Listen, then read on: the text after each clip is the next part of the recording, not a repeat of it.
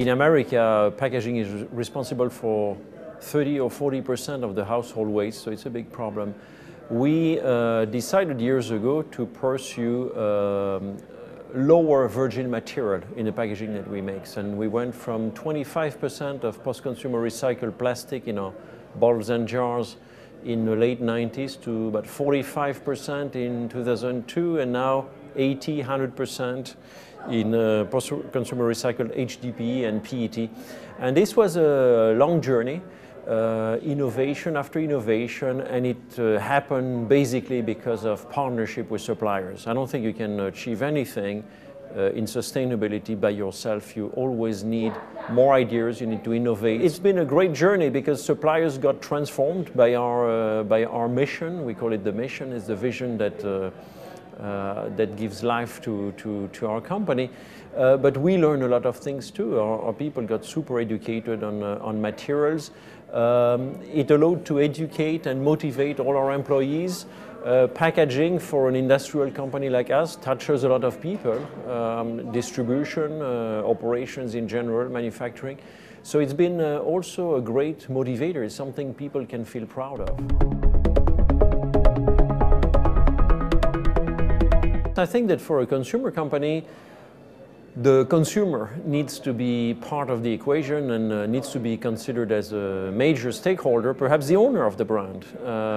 I sometimes say that the company belongs to the shareholders, but the brand belongs to the users of the brand, the consumers. So when it came to renovating, reinventing our lipstick, I had this dream that we could be the first company to have a refillable lipstick.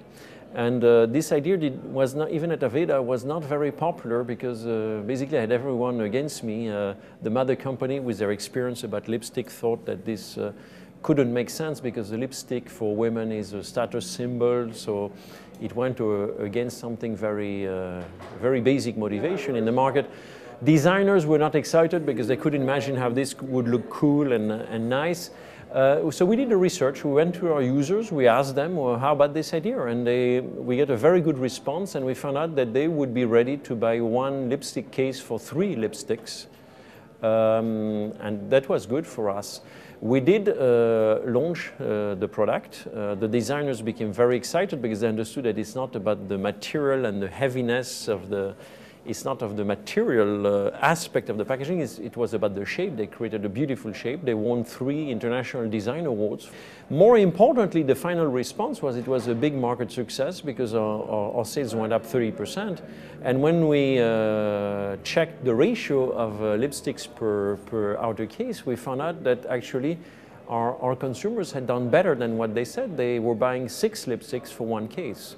So it was it's a good example of how you can really involve one of your most important stakeholder, your consumer, into the effort of sustainability. We needed to create the offer, the supply. So we had to work with farmers, with people who wanted to grow organic. And we started to have interesting discussions like, yes, the farmers said, yes, I would love to be organic, but who's going to support me in the transition, 3 years of transition? Who's going to accept to buy conventional with a declining rate and increasingly organic? Who's going to do this for me? It's a huge risk. And we decided we would do that, and we started to have like 3 years, 5 years supply contracts with farmers, creating a complete precedent in the practices, in the industrial practices of our industry. And that again is something that of course changed the life of these farmers positively, allowed us to achieve our goals, improve quality, because organic certified is a way to solve the problem of the unsustainable pollution of conventional agriculture on our planet, but also its traceability, so its superior quality. It also achieved, again, motivation of our staff. I think almost everyone at Aveda tracks that percentage and feels good about our progress in our commitment to support organic agriculture. In many ways, Ceres is more than a environmental management system. It's more than a tracking system. It's more than a reporting system. We have an emotional bond with Ceres because our founder, the founder of our company, Horst, was the first owner of a private company to endorse the Ceres principles in '89. So it's part of our DNA.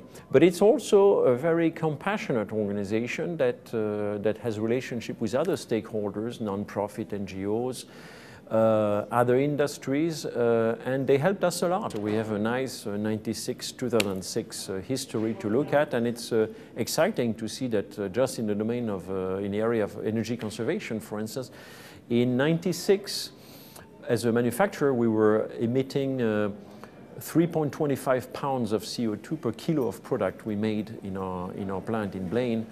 And in 2006, it's down to 158, so it's a decrease of 51% of CO2 emission per kilo of product emitted. And that's, this tracking of emissions, we owe it to the Ceres system.